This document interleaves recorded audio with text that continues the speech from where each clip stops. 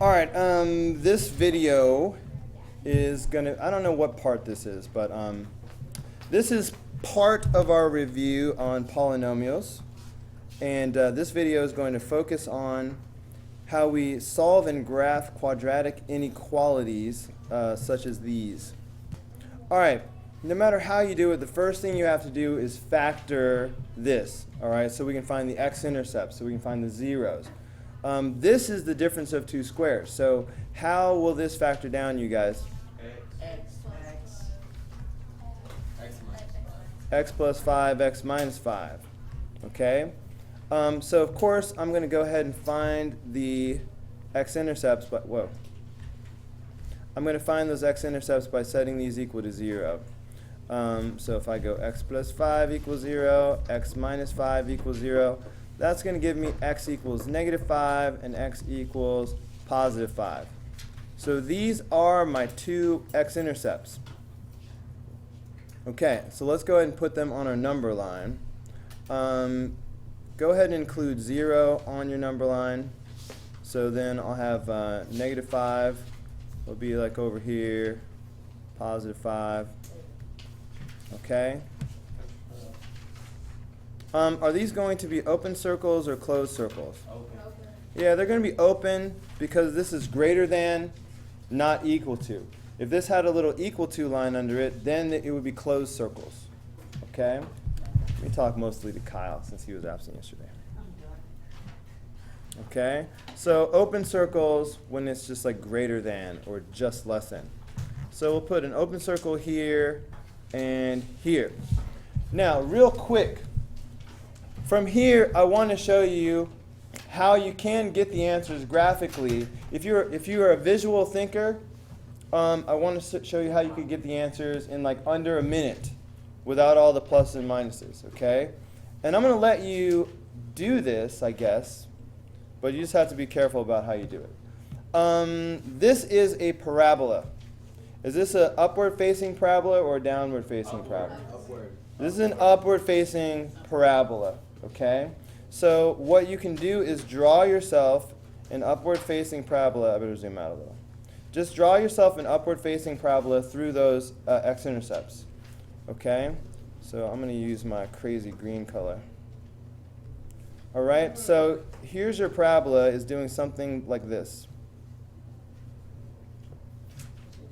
Okay, so if you're going to use this method, I need to see you like draw the parabola like I did. Okay. Now, am I interested in the part of the parabola that's above the line of the x-axis or below the x-axis? I'm interested in the part that is, say it again? Above the x-axis. Because look at this inequality. Okay, this is a greater than sign. All right, greater than 0 means above 0. Above, okay? So if you understand that, then you understand that we want this part of the parabola. Okay, these are the two parts that are above.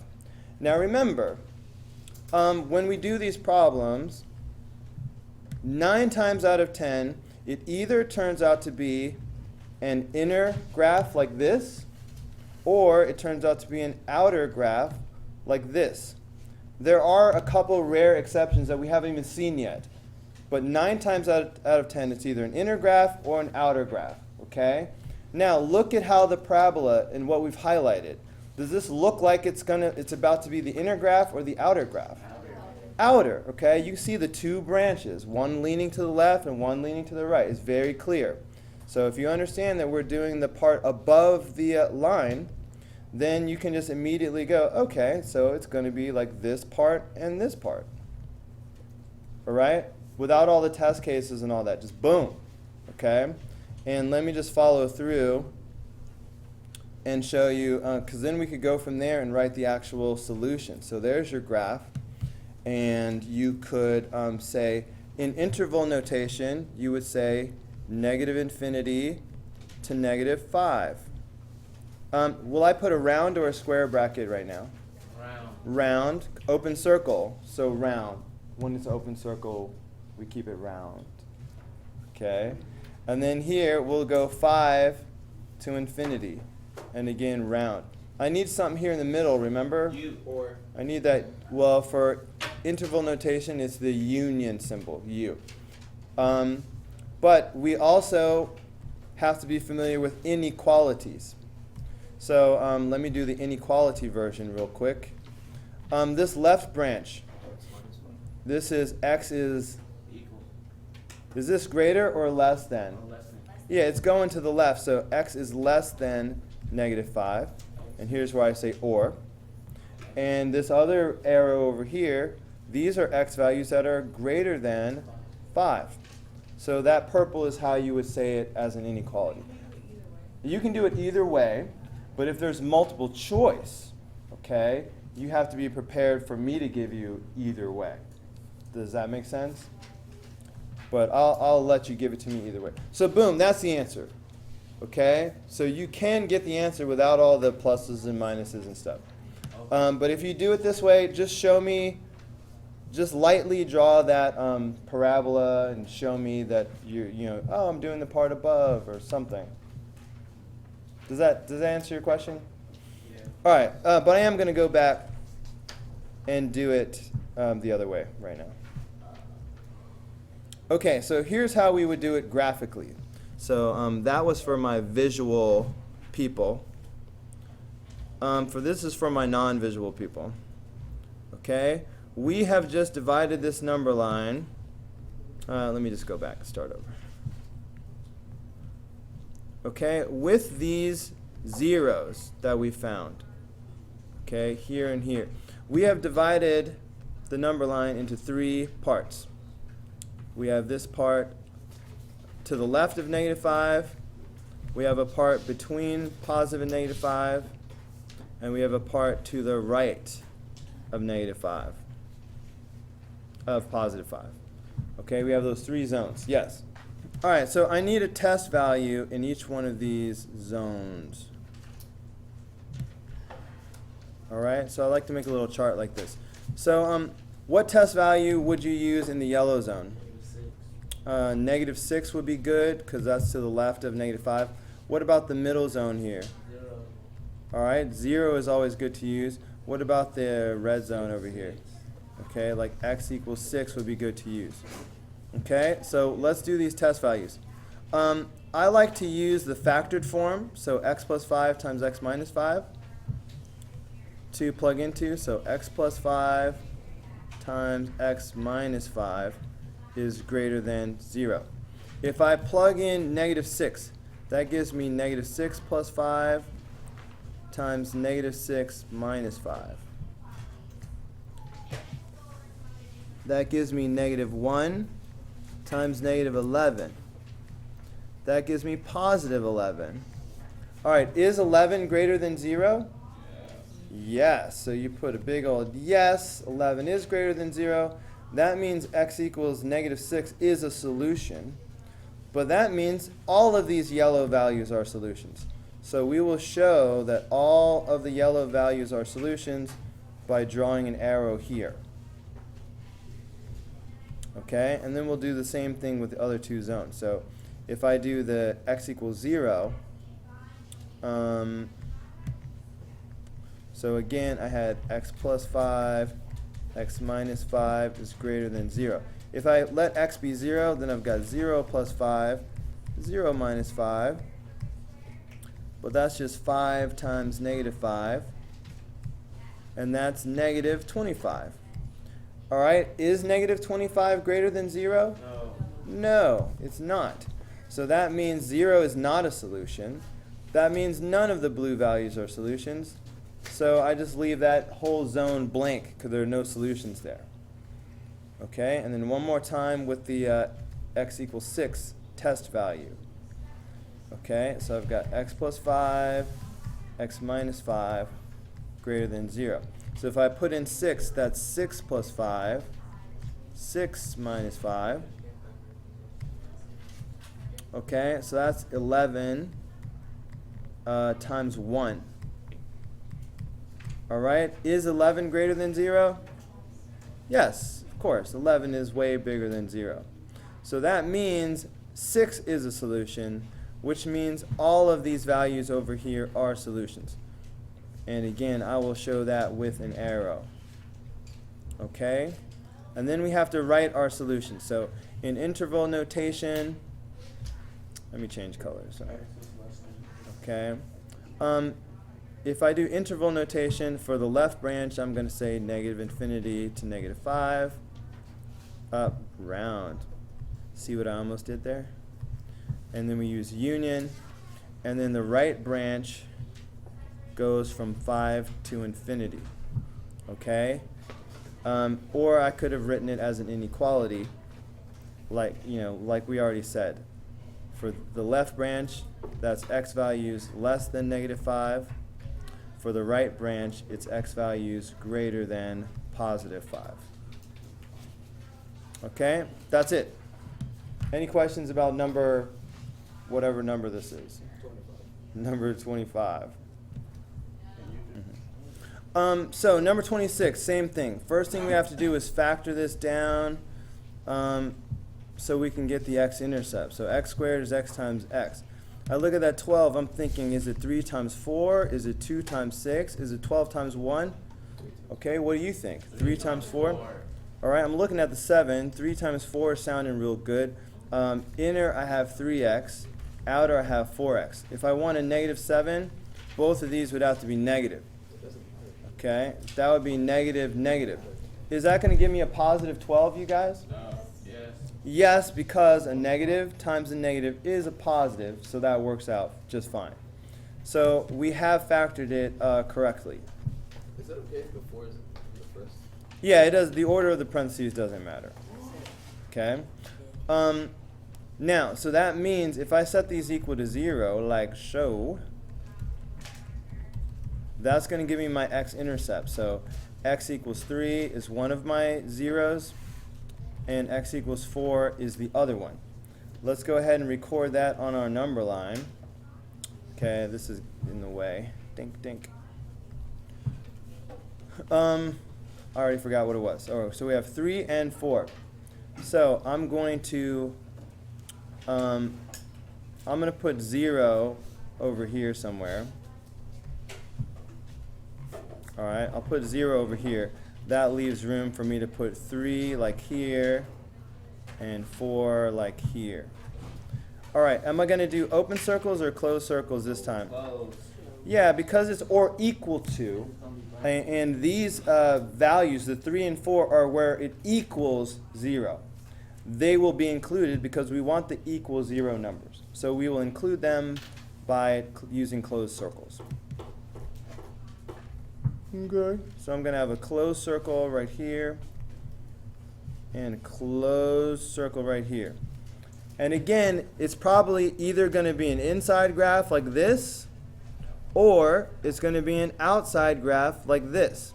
9 times out of 10 is one of those two. Okay, it's rarely anything else. There are exceptions, but we'll deal with that later. So again, just quickly, by using a parabola, we can figure out what's going on in seconds. Okay? Again, this is a parabola. It's upward facing. If you draw your parabola, you can see what's going on here.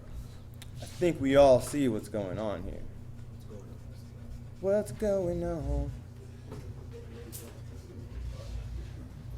Okay, so we have our parabola with these x-intercepts. Okay? Now, looking at the inequality symbol, do I want the part of the parabola that is above the x-axis or below the x-axis? Okay, does this say the function is greater than or equal to 0, or does this say the function is less than or equal to 0? Less than. This is saying less than or equal to 0. Okay? Less than means below. Less would be below. Okay? So we're looking for the part of the graph that's below. Hold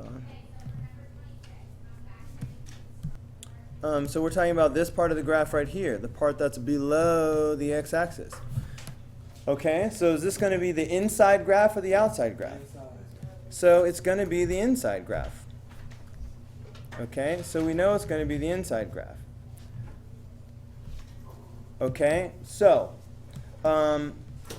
as far as the interval notation, we just need it. Let me move this for a second. We need the interval to go from 3 to 4. So we can simply put 3 comma 4. Okay, because that would be from 3 to 4. Will I use round or square? Square this time. They're closed circles. We're including the 3 and the 4. Okay? So boom, that's the answer. Okay? If I wanted to do it with inequalities, here's how it would look like for inequalities. I could say, if I want to say the values between 3 and 4, here's how it looks like. Add this to your notes. I would say 3 is less than or equal to x, which is less than or equal to 4. All right, that's how you show it going between two numbers with inequalities.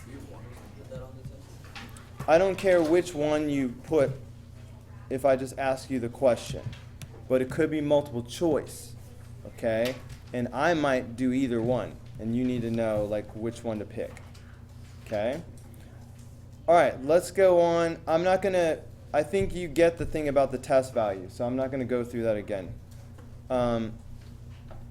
Let's go ahead and do the last one, because we need to get to other stuff today. So once again, on number 27, first thing we need to do is factor this so we can find those x-intercepts. Okay? All right, if I factor this down, 2x squared can only factor as 2x times x. 2 can only factor as 2 times 1. Okay? Now, I'm not going to go 2, 1 like that. Can anyone tell me why I'm not even going to waste my time doing it this way? Because they're common. Common factors. Okay? Learn my shortcuts so you can do this as fast as I do. If you put those twos together, that's a GCF, and there should not be any GCF in the parentheses. So I will skip that and go straight to putting the 1 here and 2 here. That way, no GCF. Inner, I have 1x. Outer, I have 4x. Can I get a negative 3 out of this if I pick the signs right? Yeah. What do the signs need to be? I need a negative 4 and a positive 1, right? In order to make negative 3. So there's my positive 1. And a negative 2 here will give me the negative 4 I need. Is this going to give me negative 2? No. Yes, because positive 1 times negative 2. All right? A positive times a negative is a negative, so we always have to check that. But it worked out. So there we go. We have now factored it correctly. And we will get the x-intercepts by setting these equal to 0. So I will do 2x plus 1 equals 0, x minus 2 equals 0. Okay, subtracting 1 from both sides, that's 2x equals negative 1. Underwater. If I divide by 2 on both sides, that's going to give me x equals negative 1/2. So that's one of my zeros. Over here, if I add 2 to both sides, that's going to give me x equals 2. So these are my two x-intercepts, negative 1/2 and positive 2. Open circles or closed circles on the number line? Open, all right? It's less than. If it were less than or equal to, I would put closed circles to include the endpoints. So negative 1/2 and positive 2. Okay, so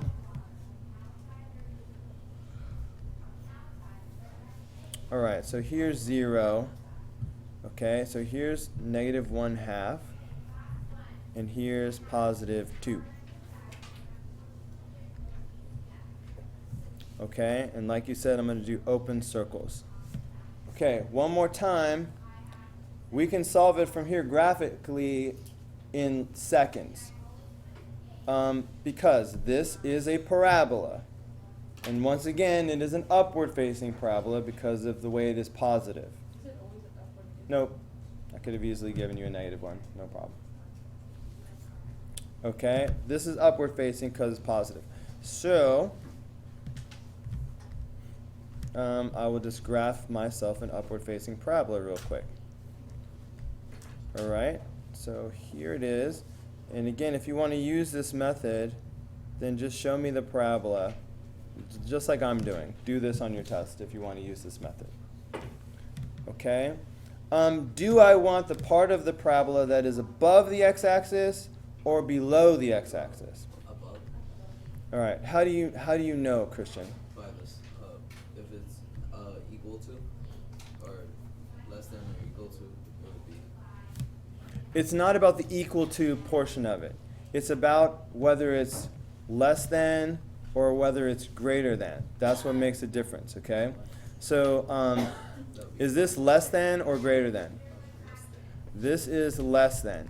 So when you see that word less, if you had to choose, are you thinking above or below if we're doing less? Below, okay? Because it's less than, that would mean we want the part of the function that is less than 0, meaning below the x-axis. Okay, so we're talking about this. This is the part that we need. Okay, is that the inner graph or the outer graph? Outer. Okay, Antonio said outer, so I missed. Do I want the? Is this the graph that's going to match the yellow? No, the yellow part, the part that's below, is between -1/2 and 2. It's not outside of it, it's between. So we want the part that's between. Does this make sense to you guys? Yes. Okay. So it would be that. Raise your hand if you understand the graph, if you understand the graphical method. Okay. All right, put your hand down. Raise your hand if you don't get this whole graphing business, if you don't get it. Okay. Did you get the pluses and minuses, the test value, the other way? Okay. Are you coming after school maybe? All right. Okay, so we've got this. And the interval. So how will I write the solution in interval notation? Somebody, give me the solution. Oh, negative infinity. Is this, you said negative infinity. Is this going to the left forever? Oh, negative. Negative 1/2 to 2. Yeah, it's just, it has a beginning and an end. So there's no infinity here. There's no arrows going forever. It just begins and ends. It goes from -1/2 to 2. We put it as like negative 0.5 after the C7. I'd rather you didn't use fractions. Probably wouldn't mark it wrong or anything.